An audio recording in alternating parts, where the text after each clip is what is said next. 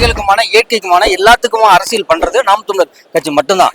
மீதி இது வரைக்கும் கடந்த ஆட்சியில எல்லாருமே வந்து திமுக, அண்ணா திமுக, திராவிட ஆட்சிகள் எல்லாமே வந்து பாத்தீங்கன்னா இதுவரைக்கும் எந்த டெவலப்மெண்ட்டுமே இல்லை. எல்லாம் பாத்தீங்கன்னா நீங்க டெவலப்புங்கிறது பைக்கு, காரு, வீடு கட்டுறது அது இல்ல டெவலப்.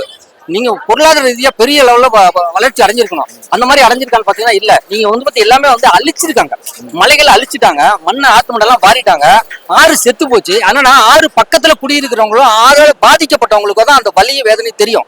நீங்க சிட்டியில இருக்கிறதுனால இவங்களுக்கு தெரியறது இல்லை. இவங்க என்ன மாத்தி மாத்தி இப்படி ஓட்டு போட்டு இருக்காங்க. நமக்கு கரண்ட் வருது, நமக்கு வீட்டுக்கு தண்ணி வருது, குழாயில அப்படி நினைச்சிட்டு வாங்கிட்டு இருக்காங்க. வாட்டர் கேன் ஆர்டர் பண்ணா வருது, ஃபுட் ஆர்டர் பண்ணா வருது அப்படின்னா அது இல்ல. அது வளர்ச்சி கிடையாது.